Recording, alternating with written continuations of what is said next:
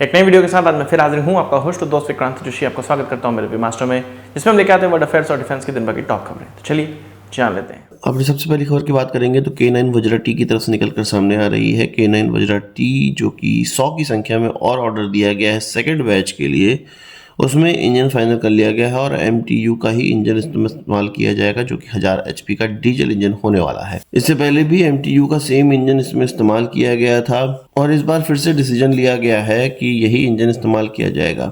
ये डिसीजन इसलिए लिया गया है क्योंकि एक नए प्रकार का इंजन अवेलेबल हो गया है जो कि 1000 HP का ही है और वो STX का SMV 1000 है। ये भी डीजल इंजन है जो कि साउथ कोरिया की फर्म के द्वारा बनाया जाता है और इंडियन आर्मी के सामने ये भी रखा गया था, पर भारत ये चाहता है कि एक रिलायबल इंजन हो जो कि पहले से इस्तेमाल हो रहा है। साथ ही साथ अगर एक ही तरह के इंजन सारे आर्टिलरी गन्स में इस्तेमाल किए जाएंगे ये K9 वाले में, तो उसके रखरखाव में भी आसानी होगी और एक साथ ही या एक रूपता उसमें रहेगी। इसलिए सेम तरह के इंजन का इस्तेमाल किया जा रहा है और एक सही डिसीजन भी माना जा सकता है। बात कर लेते हैं पाकिस्तान के स्पाई शिप की। एक सैटेलाइट इमेज निकल कर आई है जो कि एक एक्स हैंडल डेमिन साइमन के द्वारा डाली गई है और इसमें साफ साफ देखने को मिल रहा है कि पाकिस्तान का स्पाई शिप लगभग कंप्लीट होने वाला है। असल में जो ये शिप है वो पीपुल्स लिबरेशन आर्मी नेवी के द्वारा कंस्ट्रक्ट किया जा रहा है, बनाया जा रहा है। और वैसे तो इसको जो नाम दिया गया है, मतलब ये जो शिप है इसको जो कहा जा रहा है वो ऑफशोर सप्लाई शिप कहा जा रहा है चीन की तरफ से, पाकिस्तान की तरफ से। PNS रिजवान इसको नाम दिया जाएगा।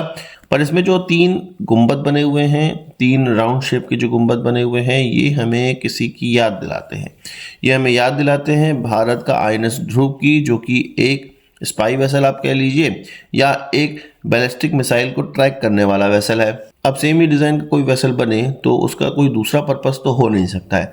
इसीलिए क्लियर हो रहा है कि PNS रिजवान जो कि पाकिस्तान में इंडक्ट होने वाला है, पाकिस्तानी नेवी में इंडक्ट होने वाला है, वो एक स्पाई शिप है और लगभग भारत के बराबर की कैपेबिलिटी उसको इस क्षेत्र में मिल जाएगी और ये कैपेबिलिटी उनको चीन दे रहा है। वैसे तो विश्व में किसी भी प्रकार के हथियार कोई भी ले सकता है, पर अपने दुश्मनों तक घातक हथियार ना पहुंच सके ये भारत को भी इंश्योर करना चाहिए। कई देश करते भी हैं और इसके लिए कई बार जासूसी भी करवाई जाती है, कई बार उनकी शिकायत भी की जाती है, कई बार उनको रोका जाता है टेक्नोलॉजी प्राप्त होने से। पर भारत की यहाँ पे असफलता ही हम कहेंगे कि पाकिस्तान को लगातार नई नई टेक्नोलॉजी मिल रही है, चाहे वो चीन की तरफ से मिल रही हो या यूरोपियन देशों की तरफ से मिल रही हो। और पाकिस्तान के पास इतने पैसे कहाँ से आ रहे हैं इन टेक्नोलॉजी और इन वेसल और इन एयरक्राफ्टों को खरीदने की। खैर जो भी है, चीन से एक नया प्रकार का वेसल पाकिस्तान को मिलने वाला है। आपका क्या कहना है इसमें कमेंट बॉक्स में ज़रूर बताइएगा। बात कर लेते हैं अस्त्र MK2 की। हम जानते हैं कि अस्त्र MK2 अस्त्र MK1 का ही एक उन्नत रूप है और इसमें इसकी मारक क्षमता बढ़ गई है, 160 किलोमीटर की हो गई है, जबकि पहले अस्त्र की मारक क्षमता लगभग 80 से 90 किलोमीटर या 100 किलोमीटर की थी। इंडियन एयरफोर्स की तरफ से इसके प्रोक्योरमेंट का ऑर्डर दे दिया गया है या इसकी शुरुआत कर दी गई है।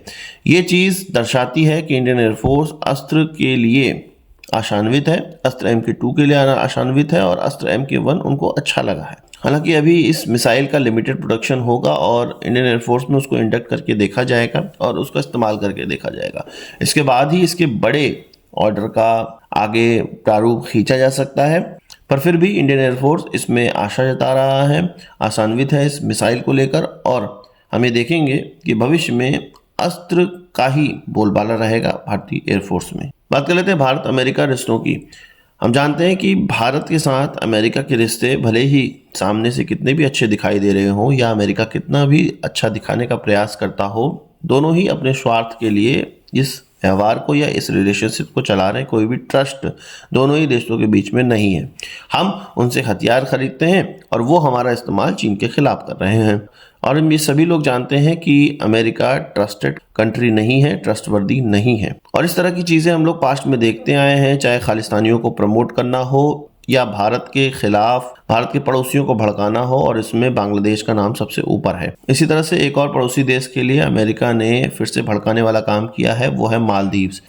आप जानते हैं कि मालदीव का जो प्रेसिडेंट है मोइजू, उससे भारत के रिश्ते थोड़े से बीच में ख़राब हुए थे या शुरुआती दौर में ख़राब हुए थे और वो भारत के खिलाफ कुछ निर्णय ले रहा था। अब अमेरिका की वॉशिंगटन पोस्ट की तरफ से एक रिपोर्ट निकाली गई है जिसमें कि प्रेसिडेंट मोइजू को इम्पीच करने के लिए ये कहा जा रहा है कि भारत की तरफ से पैसे दिए गए थे अपोजिशन पार्टी को, और ये लगभग $6 मिलियन दिए गए थे मालदीवियन अपोजिशन पार्टीज को, ताकि प्रेसिडेंट मोहम्मद मोइजू को इम्पीच किया जाए, इम्पीचमेंट प्रस्ताव उनके पार्लियामेंट में लाया जाए।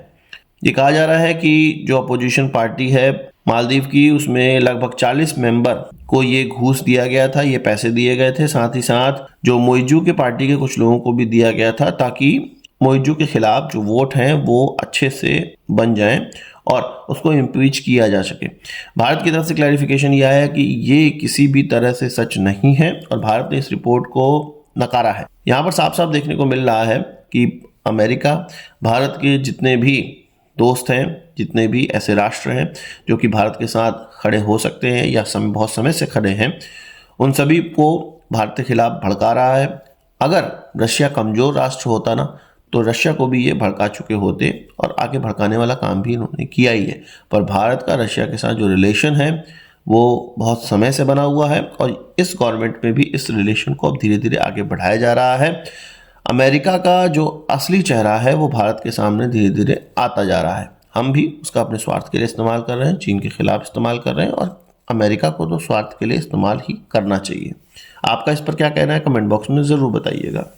बात कर लेते हैं डीआरडीओ की। डीआरडीओ की एक लैब है, combat vehicles research and development establishment, उसकी तरफ से ये अनाउंस किया गया, एक प्लान अनाउंस किया गया है कि 700 HP का हम एक इंजन डेवलप करेंगे जो कि पर्टिकुलरली जोरावर के लिए ही बना होगा, उसी प्रोजेक्ट के लिए बना होगा। हम जानते हैं कि अभी जोरावर लाइट टैंक का ट्रायल चल रहा है और अभी जो उसमें इंजन लगा हुआ है, आगे चल के 59 की संख्या में जो ये टैंक खरीदे जाएंगे उसमें सेम ही इंजन का इस्तेमाल किया जाएगा। पर अभी डीआरडीओ की तरफ से, उसकी लैब की तरफ से एक नया कमिटमेंट किया जा रहा है। मुझे समझ में नहीं आ रहा कि ये अभी कमिटमेंट करके क्या करेंगे। 4 साल 5 साल में ये इंजन डेवलप करेंगे, उसका ट्रायल करेंगे, तब तक तो 240 या 260 की संख्या में या 300 की संख्या में ये टैंक इंडक्ट भी हो चुके होंगे। फिर इस इंजन का क्या होगा? डीआरडीओ की तरफ से हमेशा ही इस प्रकार के डिले किए जाते हैं अपनी प्लानिंग बनाने में, और जब उसकी उपयोगिता नहीं रहती तब ये अपना जो डेवलपमेंट किए होते हैं, अपने प्रोजेक्ट का जो डेवलपमेंट किए होते हैं उसको लेकर बैठे रहते हैं। अब आपका क्या कहना है इसमें कमेंट बॉक्स में ज़रूर बताइए। मुझे तो कोई भी इंटरेस्ट नहीं है इनके इस प्रोजेक्ट में, क्योंकि जब तक ये प्रोजेक्ट कंप्लीट करेंगे तब तक तो हमारी इंजन की ज़रूरतें हैं वही ख़त्म हो जाएंगी। आप क्या कहना है कमेंट बॉक्स में ज़रूर बताइएगा। आज के इस वीडियो के लिए बस इतना ही। आशा करता हूँ कि वीडियो पसंद आया होगा, आप उसको एक बड़ा thumbs up जरूर देंगे। इस वीडियो संबंधी सवाल सुझाव हो कमेंट बॉक्स में जरूर लाइएगा, और यदि आपने हमारा चैनल सब्सक्राइब नहीं किया उसे भी कर लीजिए, क्योंकि हम इस प्रकार की वीडियो लाते रहते हैं। नमस्कार, थैंक यू, जय हिंद।